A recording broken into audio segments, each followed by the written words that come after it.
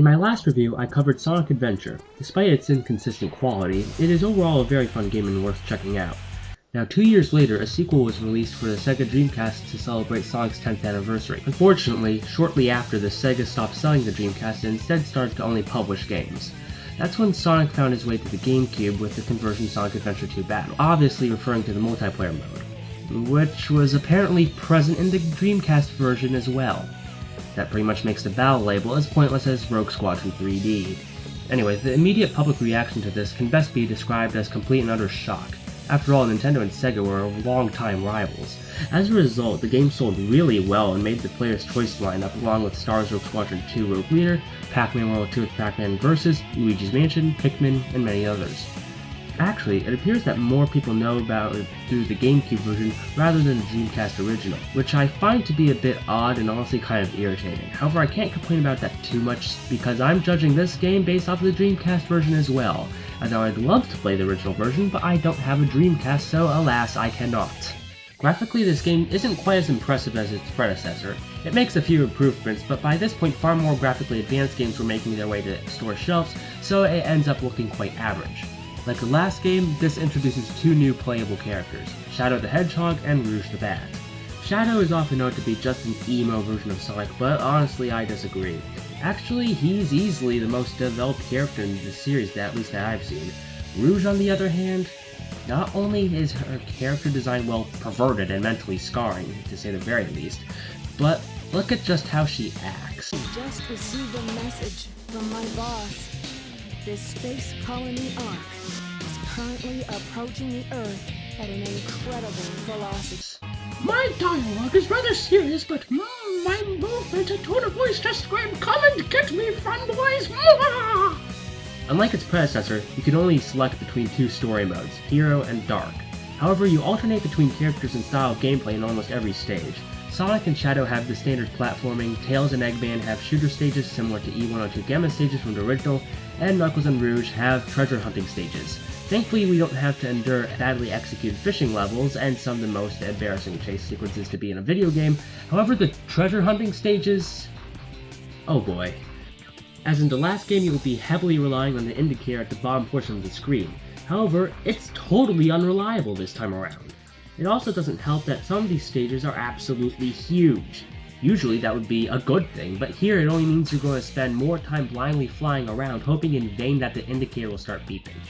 To make matters worse, sometimes it doesn't. This isn't incredibly common, but there have been quite a few times where I found the Emerald Shard without any indication that I was getting closer or farther from it. I don't want to sound like a broken record at this point, but to make matters worse, these stages take the same approach that the third mission in the original Rogue Squadron did. For those of you who don't speak Factor 5 fanboy, allow me to elaborate. In that stage, you had to find a downed rebel ship, and the ship's location would change every time you played it. There, it was rather well done, and made replay a bit more interesting. However, here, you simply have no points of reference, so it comes across as irritating rather than cool.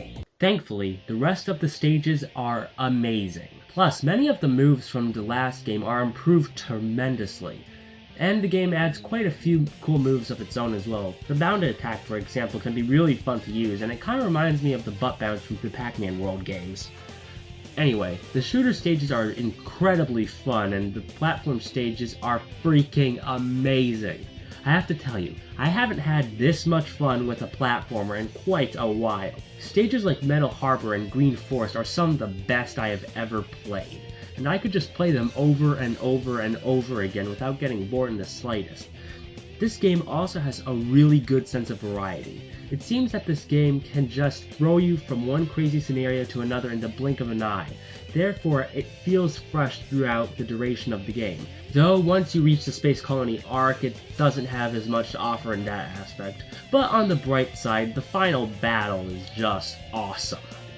One of the game's main selling points was the ability to connect your Game Boy Advance to the GameCube and play with your Chows from the Chow Garden on your Game Boy Advance, with a copy of Sonic Advance inside. I literally know nothing about this, as I never really showed any interest towards this aspect of the game. I do not own a cable to connect the Game Boy to the GameCube, nor do I own a copy of Sonic Advance. Plus, the port to attach said cable is broken. That and my Game Boy Advance is currently a vegetable. Speaking of which, throughout the game you'll be frequently pestered by this robotic Chow named Omo Chow, who has the most annoying habit of telling you things you already know. Now, some may see him as cute and helpful, most view him as annoyance.